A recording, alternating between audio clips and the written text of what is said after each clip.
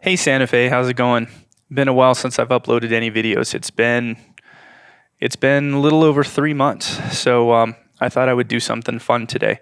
I am almost done with In Defense of Santa Fe Part 5.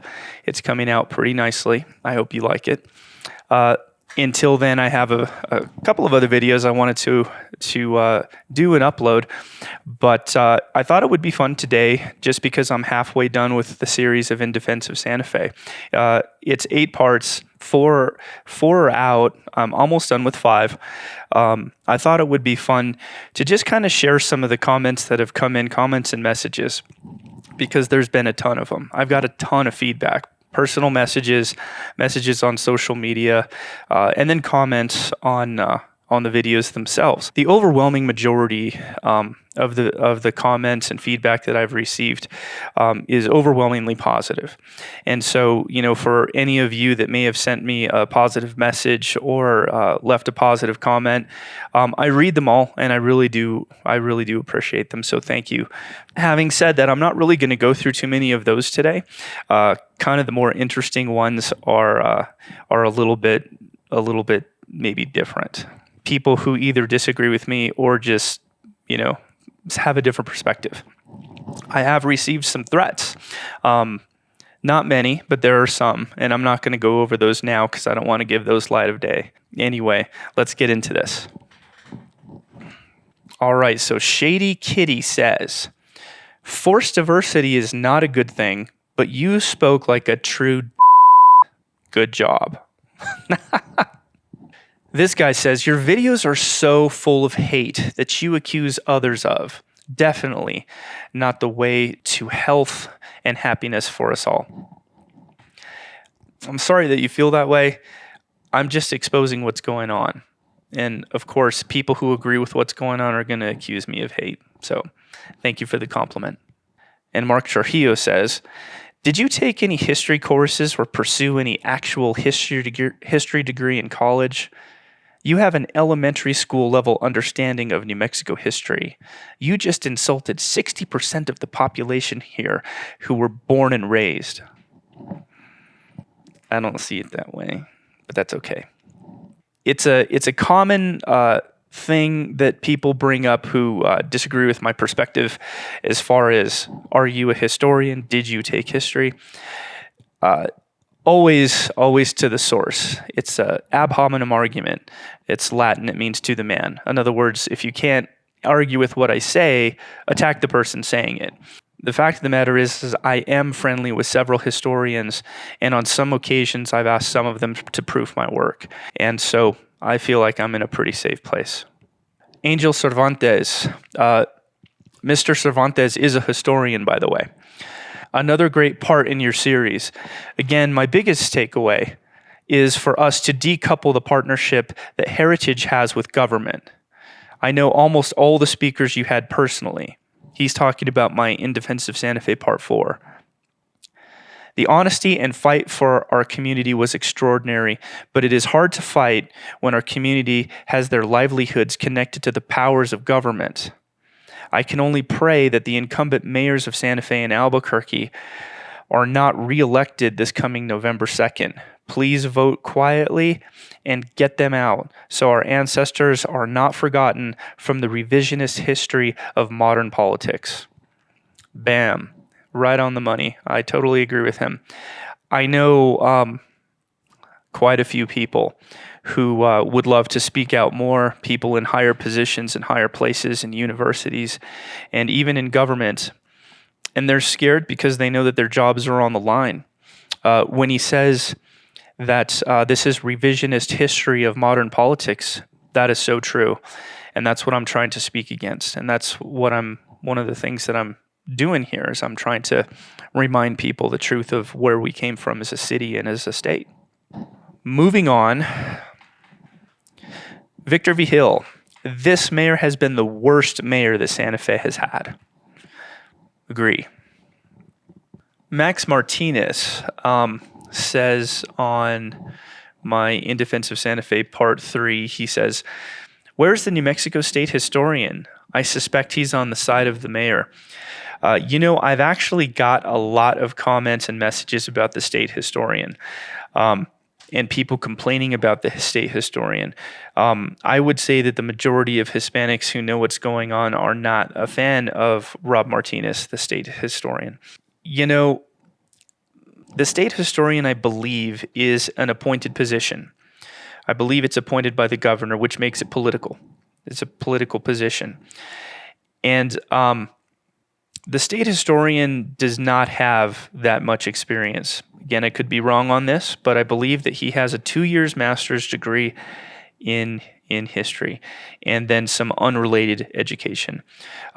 The historians that I interview have more credentials in their little finger than our state historian does. And he seems to kind of play the fence a little bit, but he does seem to be swayed by a lot of these political winds. And we see him over there cooperating with the chart process, which is a bunch of baloney.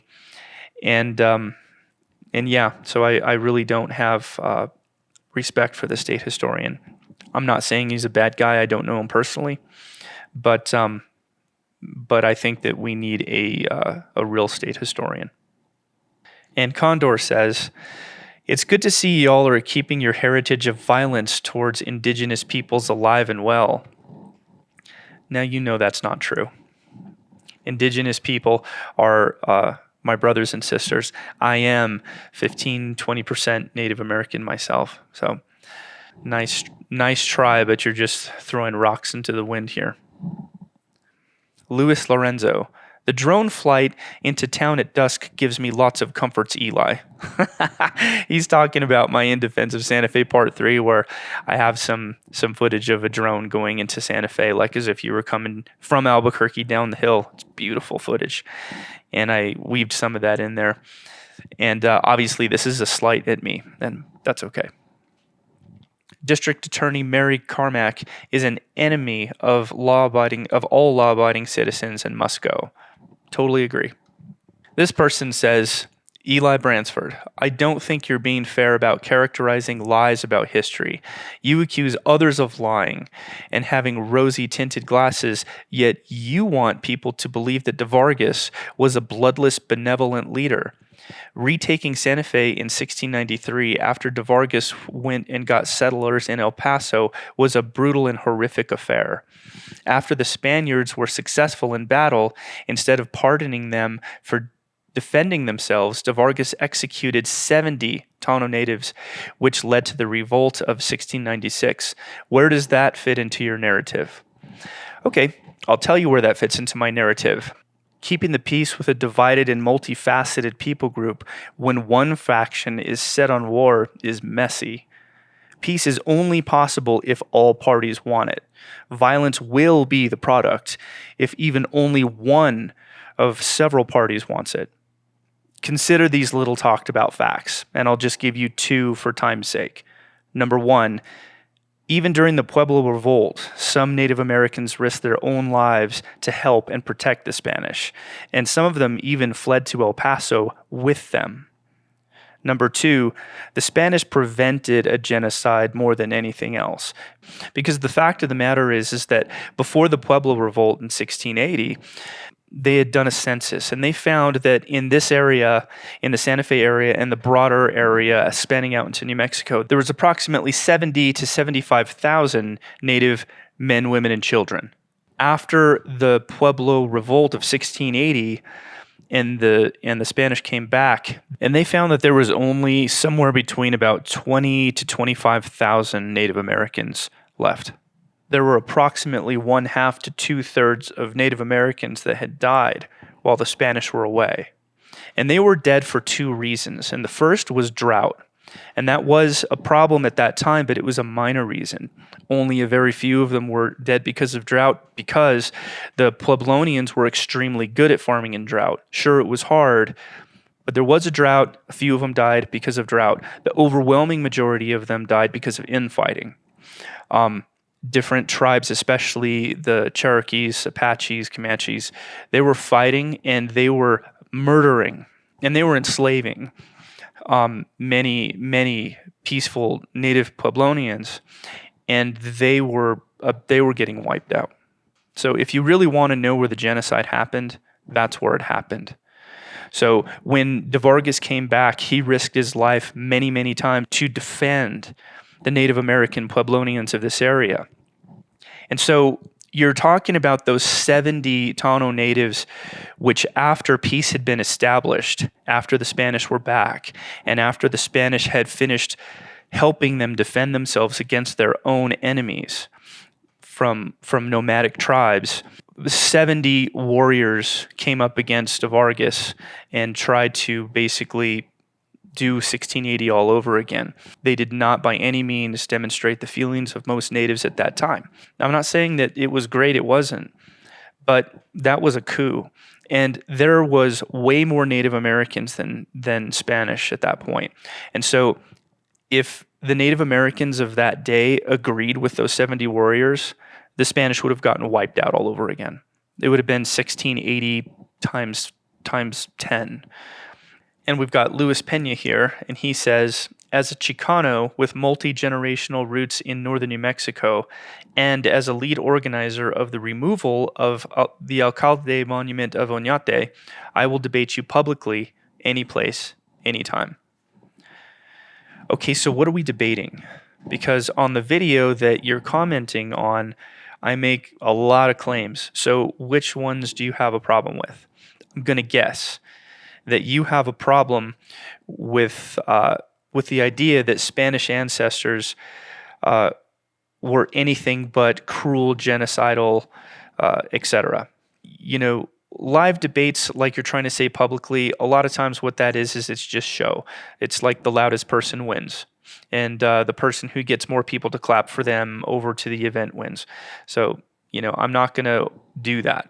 I'm going to debate you on fair, even soil. So take a cell phone, a web camera, whatever you have. It doesn't need to be fancy. Just something. You tell me specifically what you'd like to debate.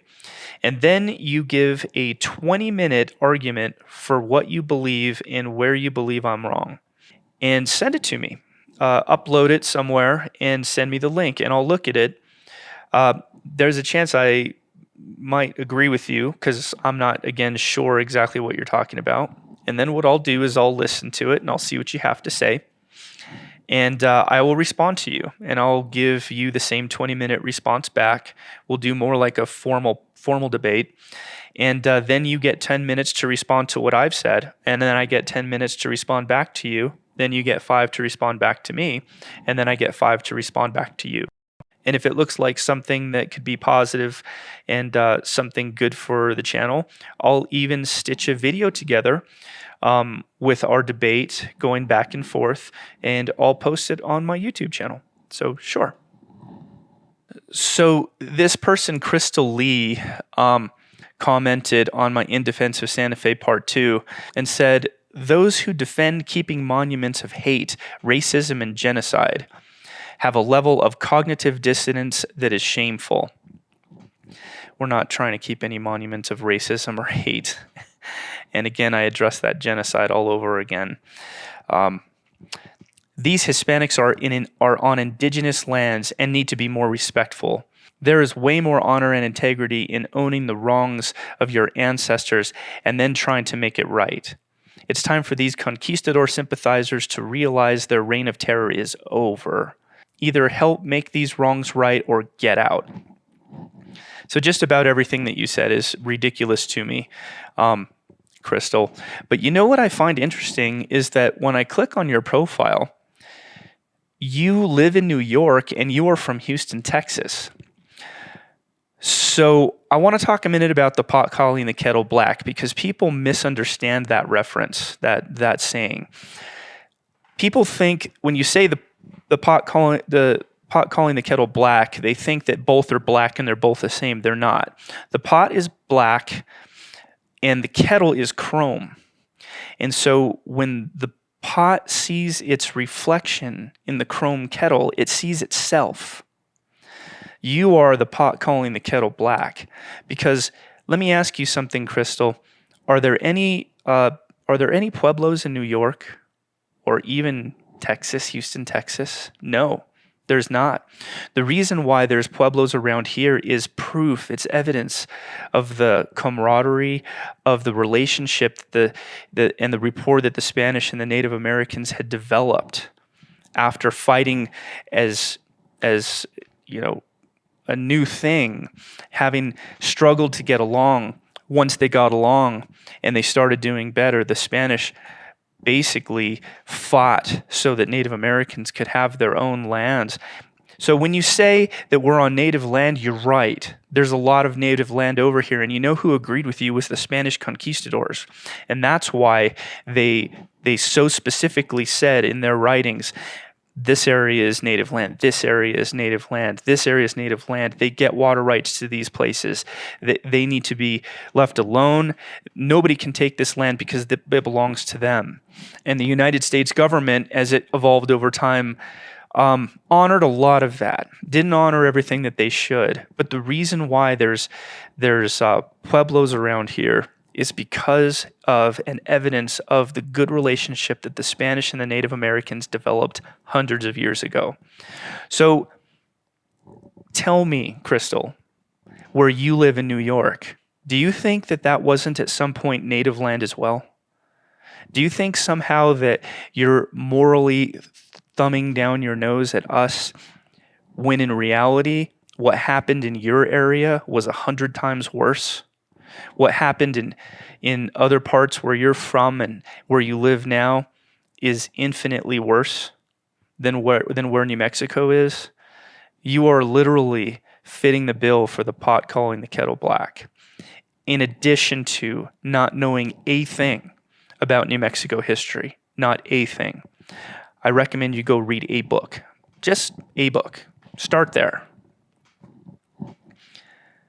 Now, some of these get kind of crazy because I can't even read some of this stuff because some of the messages that I got were like insanely racist and like all caps. Like racist towards everybody. I mean, a few of these messages that I've gotten are just crazy. I mean, I can't even read them. But I will. I mean, they're just criticizing. They're criticizing like every race. They're criticizing, Catholicism, Christianity, just basically railing against everything. One of the things that I wanted to bring to your attention is that this person in particular accuses me of only real Americans whose ancestors didn't bring across the sea, unlike white Europeans and Spanish conquistadors who are now America's white and Spanish wetbacks, still claiming to be Americans, claiming to be Christian. And then this guy says, stop deleting our comments in favoritism of white supremacists, Republican, and in favoritism of police brutality, and in favoritism of crooked, corrupt, unfair YouTube administration and Facebook and Twitter. So I'll just tell this guy, and I'm not going to show his name, but I'll just say this. I didn't delete your comments. I delete almost no comments. What I do is I set my YouTube channel when I upload it. It gives you an opportunity to tick something that says try to field out comments that are inappropriate, and I keep that ticked. So if somebody gives a message like this or like something just like cussing me out or something like that, I'll still get the message in my email that it was said, but YouTube tries to filter out things that are just like over the top. And so I never deleted your comments. YouTube did that for me because YouTube is trying to be decent here, and I appreciate that. Kim V. Hill, as a Tewa woman from 2 villages, your take on this history is hugely misunderstood. We don't know exactly how things went down, and to be honest, I could only stomach 11 minutes of this video, but I have to say that the so-called agreement was not as cut and dry as you make it seem. Until the 1940s, Spanish were taking our land up to 2 houses down from mine. Thankfully, we fought back and got this land back. Our traditional ceremonies were kept underground until the 20th century. Our families have suffered through bloodline deterioration, government schools, and government relocation. So having the poor taste of celebrating the Entrada is a bitter pill to swallow. Agreements may have been made, but they were broken.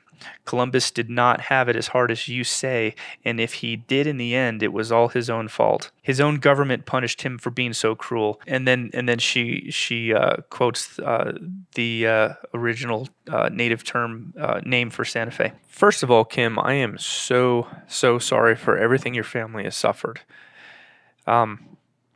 I hate that. So we know that especially between 1200 and 1300 AD, there was horrible warfare in this area. And it appears that during that time, Native Americans mainly resettled in areas that were easier to defend, like Bandelier and Mesa Verde. The Spanish settled in modern-day Santa Fe because Native Americans had abandoned it. I know that's not a popular thing to say, but it's true. The Spanish abided by something called the Law of the Indies, which did not allow the Spanish to just move into places where Native Americans were living. There had to be some degree of separation. But anyway, Kim, I think your guns are aimed in the wrong direction. I have long maintained that the Spanish get a bad rap for things that the United States government did. There is not one promise, I think, that the United States government has made and actually kept with Native American people. We all know that. You're telling when you say that we don't exactly know how things went down. We do know how things went down. So Native American people traditionally have passed down their history orally through stories and telling one generation to the next. And I don't think that's bad. I think that's good. The first 5 books of the Bible were passed down orally for generations. And so I'm not knocking that. But I do have to say that the Spanish wrote things down, and they were extremely, extremely precise. So when the Spanish would write records down, let's just say they were talking about someone named Jose. They would say, Jose, the guy with a donkey that limped, his dad was this, he lived over here, his wife was named this, he had a kid that went blind. Like, they were very, very specific. And we do have some pretty specific records of what happened. Mary Santana, wow, yes, that was kind of scary. Of course, she's commenting on my Through Weber's Eyes artistic film short. Yeah, it was intended to be scary, Mary. That video was meant to capture the vibe and the feeling of what our mayor has said many, many times about our city, that it's a dark past, that it's like a dark basement, and it's got this horrible, scary past. BL Fool, commenting on my Through Weber's Eyes artistic film short, says, I can't understand what's being said. So what's being said there is I sampled some of Weber's words where he's talking about the dark past of Santa Fe in New Mexico.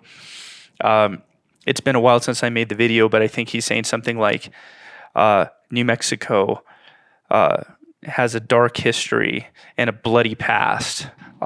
He's saying things like this, as if it was uniquely true here.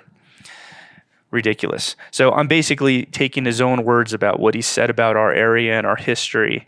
I was trying to get inside our mayor's head, and if I could put the way he seems to look at our past into a video, that's what it is. And yes, it was meant to be scary.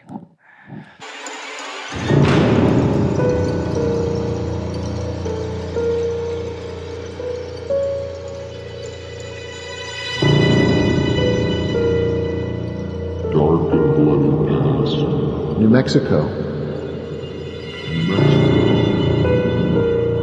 Mexico, dark and bloody past. Monuments, works of art, works of art, works of art. Other generations have turned their heads.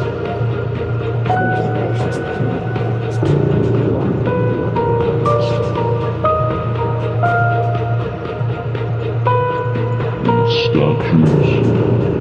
Hotter than hot. Alan Weber is a white, racist, Marxist agenda of cancel culture and critical race theory will fall. Time to take out the trash. The white, racist Marxist. Yeah, well, we had our opportunity to take out the trash and we reelected him, unfortunately. Ian Malone. The mayor is a Marxist race pimp. He has to go. I got so many messages about how bad the mayor is, and just giving you guys a small sample. Pauline Anaya, full disclosure, is a friend of mine. She is a doctor and an expert in education. She says, New Mexico's uniquely special history is an amazing story of Indian and Spanish cultures for centuries, coming together and living in peace and cooperation after initial conflicts, typical of many startup processes. Together, we've shared and learned from mistakes and one another for survival. Our growth in civic life is uniquely special. Our example continues to attract people here to observe and enjoy. Some outsiders do not understand or appreciate our progress and how we got here. Like Mayor Weber and his backers, they must reach backwards to hundreds of years in their desire to impose a narrative of distorted truths, not true in New Mexico today. Their desires to advance and impose ideologies that destroy our history and freedoms. So to elevate themselves. Eli, keep up your much-needed truthful narratives. You're keeping it correct. So what she's saying here is absolutely true, and that's one of the reasons why people call Mayor Weber a Marxist. So a lot of people have called Mayor Weber a Marxist, and he has come out publicly. I can't remember exactly when it was, but he said something to the degree of that this wasn't true, or it was something that annoyed or irritated him. But this is why. The reason why Marxism is because if any of you have studied Karl Marx and what he said and what Marxism is not a destination. Marxism is a path. Marx called for basically stripping communities of their culture. Because once you make everybody the same, they're easier to control. They're easier for the government to basically control people and do what they want to do with them. That's Marxism 101. Of course, it's a lot more complicated than that. I'll get to that in a later part of In Defense of Santa Fe. But that's the reason why people see Marxism when they look at Mayor Weber. And Mayor Weber, if this video finds its way to your ears, that's why. Because we see you as anti-culture. We see you as anti-culture. And you do that in two ways. You do that by tearing at the Hispanic culture. You see it as bad. You see it as oppressive. At least you certainly appear to. And then secondly, you want to delude the founding cultures here with everything. And you can refer back to my video that I made about diversity and how the type of diversity that people are pushing in our country today actually erase true diversity because it makes everything the same. And so that is a form of Marxism. Moving on, Victor V. Hill. This mayor has been the worst mayor that Santa Fe has had. Agree. Then Love is Union says, we love Santa Fe. I love you for saying that. I love Santa Fe too. That's why I'm doing these videos. On my What is the Chart Process video, Vienna 319 commented, the chart process is a big pile of bullshit. How disgusting these lefty cult is. Yeah, I agree. Chart is a big pile of bullshit. We all know that it was a loaded gun pretending like it probably isn't going to go off, but we all know how this ends. with them ripping apart our cultures, our traditions as much as it can, and repurposing any kind of Spanish history. We all know how this is going to go. Not to judge anybody who's in the chart process right now, the community members that are engaging in the chart process. I know plenty of you, and I much appreciate the fact that you guys are involved in the chart process. And I think you should be. And I think that you should be fighting as hard as you can for our history and our culture inside that process. Having said that, the process is loaded. It basically came to our community, and its premise is, okay, prove why things should stay the way they are. And if you can't prove that and convince us, we're changing it. It's a loaded gun. New Mexico Anon asks the question, isn't it true that the Entrada was added in 1919 at the suggestion of Edgar Lee Hewitt and other non-native, non-Hispanic historians and museum creators to make it more appealing to tourists? How does the Plaza Obelisk become a symbol of Hispanic culture? Wasn't it torn down for its racism against indigenous people? Savage. I'm not happy about the Don Diego statue being removed, but I am glad it is being protected from vandalism or destruction in the meantime. Okay, so this person brings up a few things. Let's just talk about the history of the Entrada for a minute. So it is true that back in the early-ish 1900s, there was talk of doing an Entrada in there. So some of the motivation was to promote tourism. That's not wrong. Some of it was to try to bolster up the celebration of the fiestas, in general. But what they did to do that, regardless of if their motivation was to get money or to, put the city on the map a little bit more, what they basically did was they literally introduced a condensed reenactment story that quickly explains and displays the origin story of the fiestas. So they fine-tuned the fiestas by remembering and highlighting why and how we were all there in the first place. And that became the cultural heart of the Santa Fe fiestas. At least it did until recently, when many of our city officials and people that don't know what they're talking about decided that it was racist. But if you're going to say that the Entrada was racist, then you have to say that the entire fiestas are racist. You can't divorce the two. And that statue that they carry of La Conquistadora, that is the statue that Don Diego brought in to Santa Fe when he peacefully resettled it. So if you just pose that like, oh, they just put up, La Entrada, 100-ish years ago, for business reasons, it's more than that. They hit on the very heart of why it's there in the first place. How does the obelisk become a symbol of Hispanic culture? Well, that's easy. That's because a lot of Hispanics fought in that war. A lot of Hispanics fought in the Battle of Glorieta. It's called the Gettysburg of the West. It was a big deal at the time. It was a turning moment in the Civil War. And New Mexico Hispanics were on the right side of history on that one.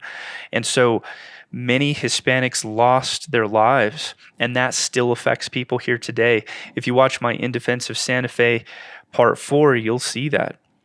That obelisk, really, we call that the Soldier's Monument. Obelisk is just the design, because that design comes from, Egypt many generations ago. But that, to us, is a soldier's monument. And it's an important part of Santa Fe. It's an important part of our history. And our Hispanic culture fought in that war. And we are very proud of what we helped to accomplish at that point. So that's the reason why.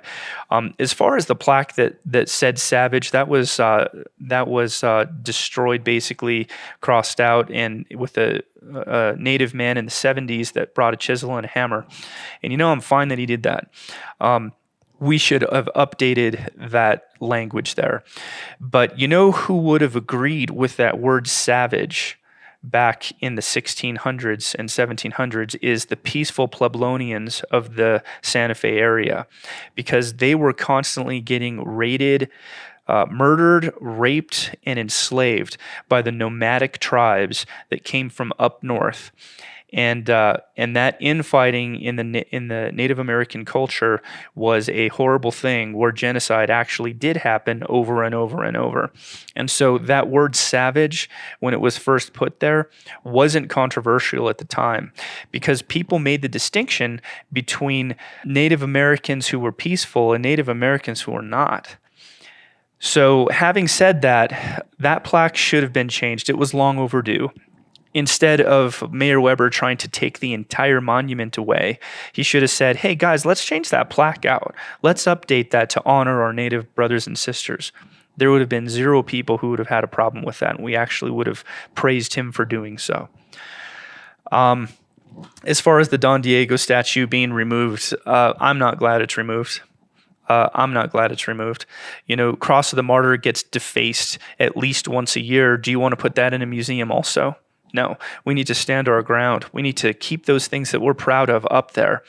The funny thing is that those people who defaced the Don Diego statue, or would deface the Don Diego statue and the Cross of the Martyrs, they do not understand history.